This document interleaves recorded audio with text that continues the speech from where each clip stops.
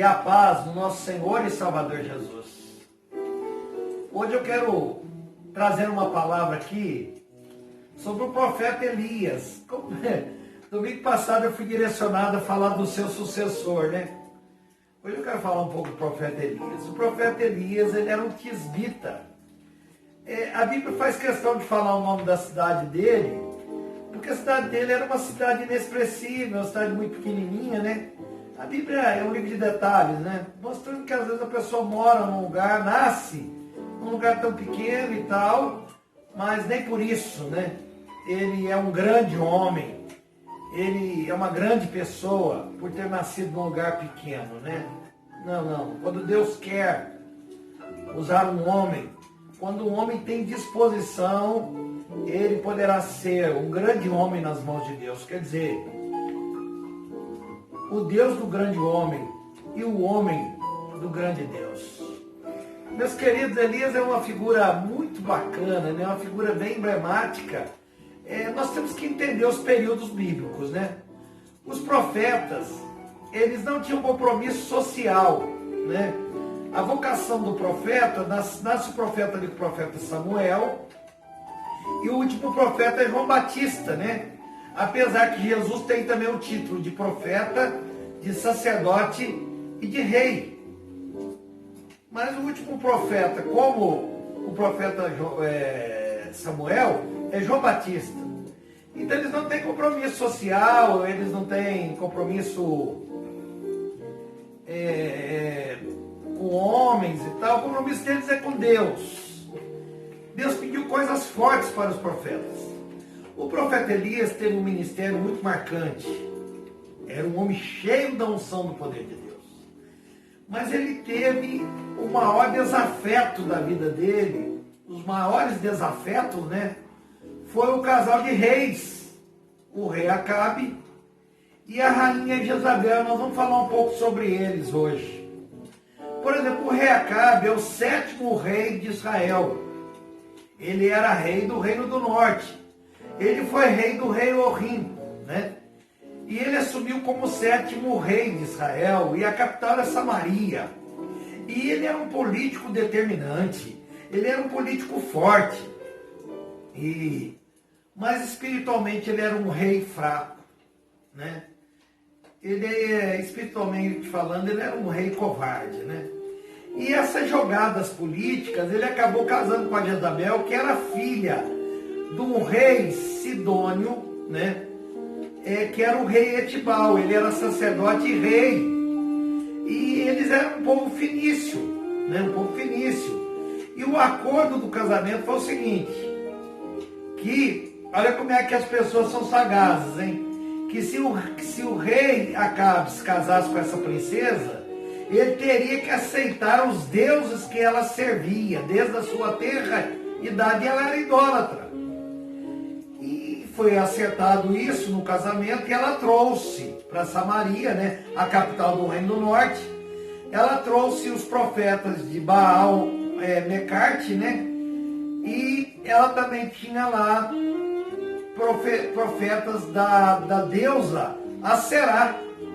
Ali no encontro do Monte Carmelo, que é onde esses profetas vão serem mortos por Elias, estavam 850 profetas, 450 profetas de Baal e 400 profetas de Aserá, dessa deusa, né? E tudo isso era mantido com dinheiro do governo. E Jezabel era de uma postura violenta também, né? Ela era impositora, né? Ela impunha, né? Ela tomava atitudes drásticas, né? A morte do Acabe não foi nada bem, né? Quer dizer, o reino dele foi de muita injustiça, né? Dele e dela, né? O rei Acabe morreu primeiro. Num segundo confronto com a Síria, um profeta lá, o Miqueias, profetizou para ele que se ele fosse a essa guerra, ele morreria. E ele foi à guerra, mas ele foi disfarçado. Mas uma seta lá que veio, só Deus sabe de onde, o atingiu. E o profeta já tinha profetizado, o profeta Elias, que os cães iam lamber o seu sangue. Isso aconteceu. A Jezabel, ela teve com o rei Acabe 3 filhos. Teve 2 filhos e uma filha, Atalia, que casou com outro rei lá, o Jorão, que foi morto pelo rei Jeú. Esse rei Jeú vai lá, marca uma audiência, né? O dia da morte da rainha Jezabel foi o seguinte: o rei Jeú marcou uma audiência com ela achou que ia ter um acerto político. Mas o Jeú nem a chama de rei, ele chama ela de filha de rei, ele chama ela de princesa lá, ele não dá o título de rei. E ele vai para lá, e ele não dá atenção nada naquilo, ele derruba ela lá da sacada, passa com o carro em cima dela, Jeú vai comer, e depois ele manda os servos dele lá, pegar o corpo dela para sepultar. E quando chega lá, ele só encontra lá o crânio, encontra as mãos e os pés, mas ela foi comida pelos cães. Isso foi profetizado pelo profeta Elias. Porque de tão maldosos que eles foram, né? Diz que o homem colhe muito aqui nessa terra daquilo que ele faz. Mas agora vamos falar do profeta Elias, né?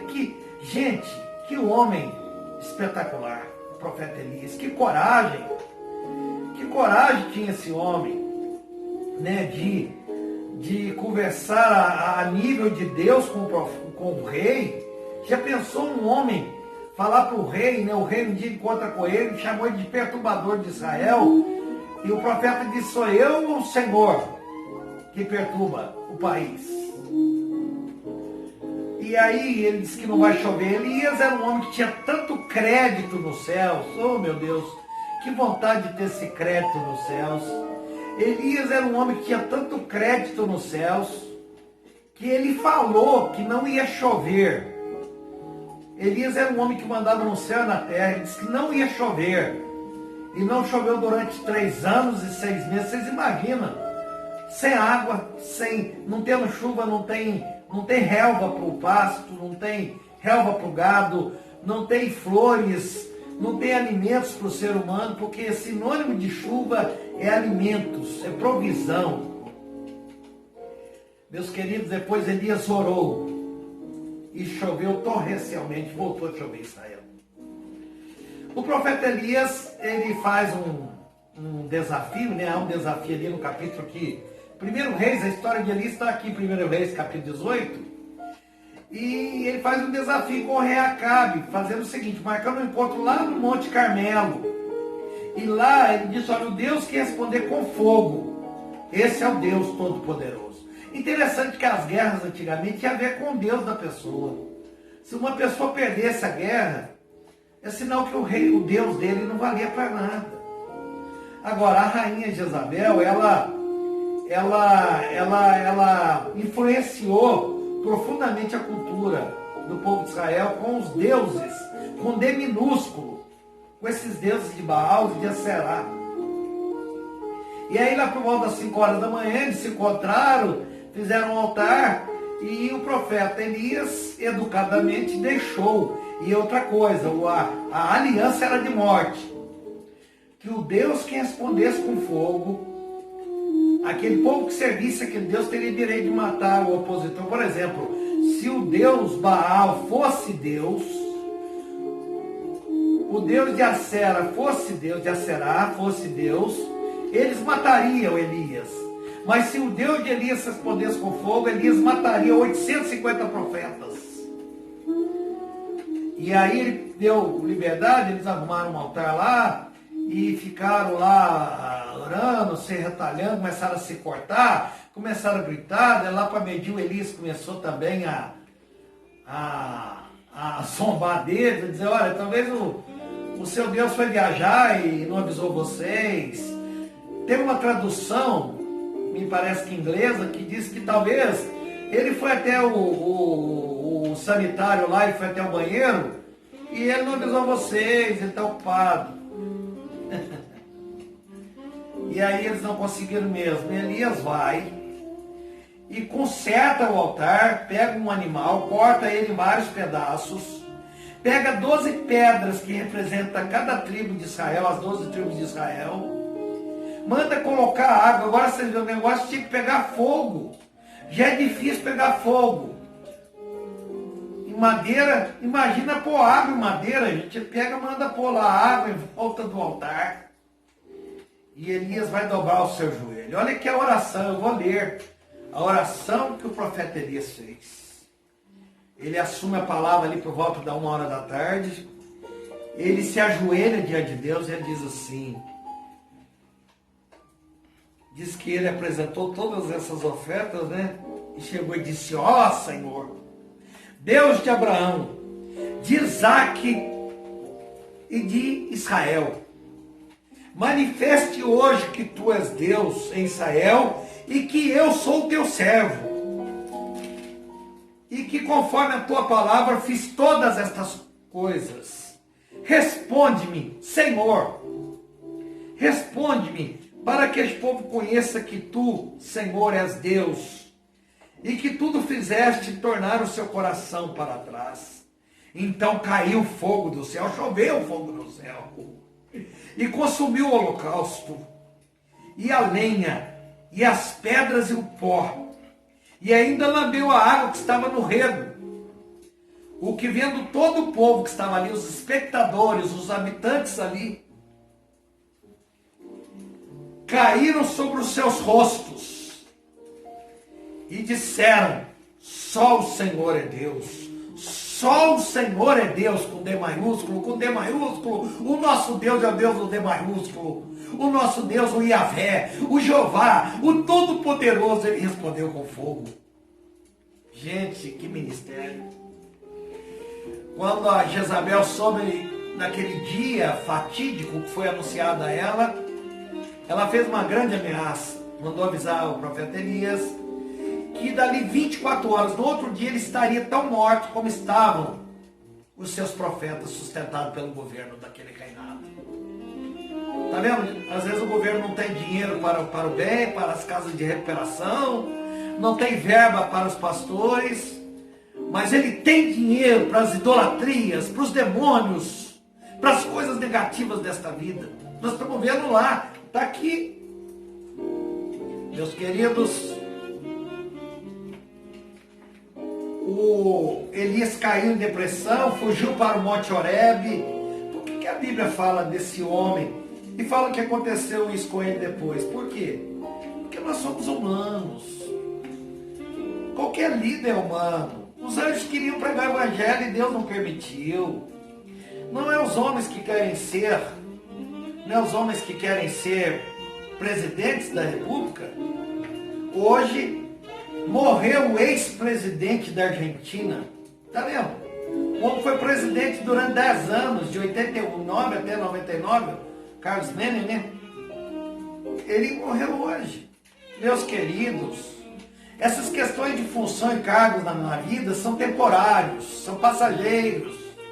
A única coisa que vai prevalecer na nossa vida é Deus. É aquilo que nós aprendemos de Deus, é aquilo que nós aprendemos da palavra de Deus. Os homens ficam aí nessa pujança aí, fica aí nessa vaidade, nesse orgulho, nessa jactância, né?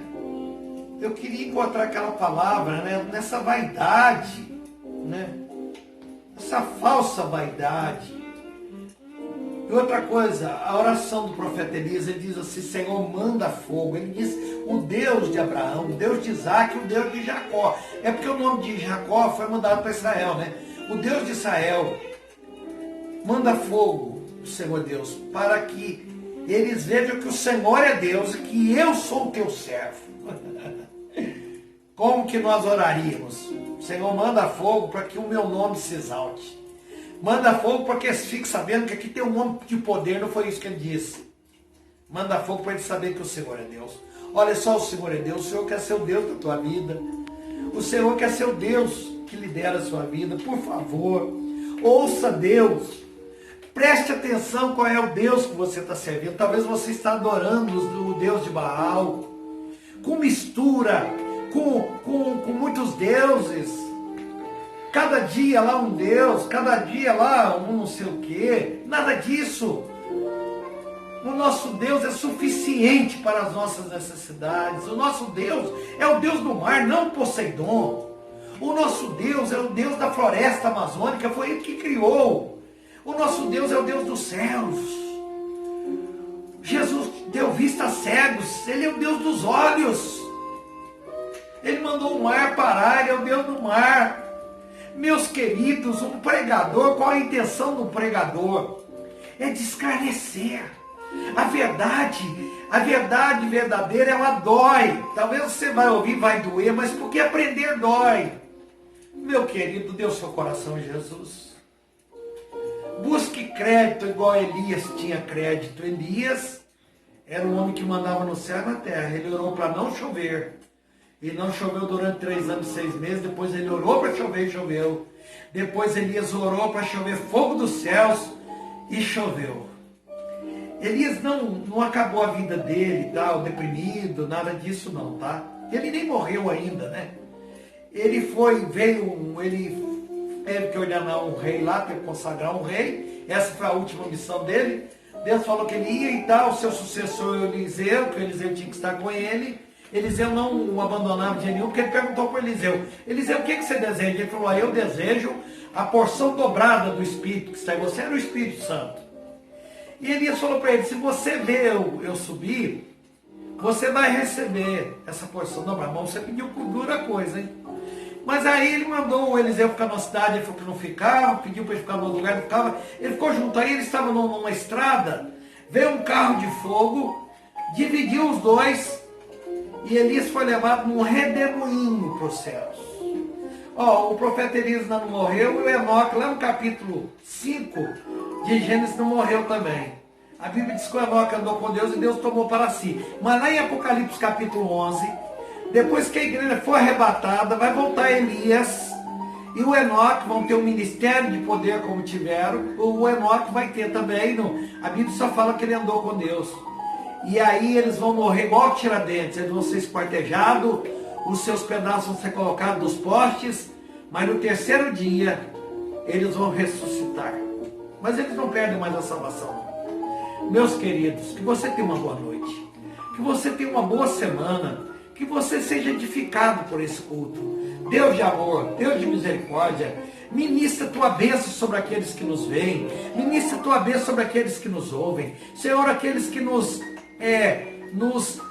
estão inscritos no nosso canal no YouTube, aqueles que fazem as suas visualizações, tome eles, tome as suas famílias, proteja o Senhor do Covid, desse vírus, proteja das enfermidades, proteja os seus familiares, dê uma noite de paz, dê uma semana de milagre, que eles tenham bênção para contar. Nós oramos em nome de Jesus.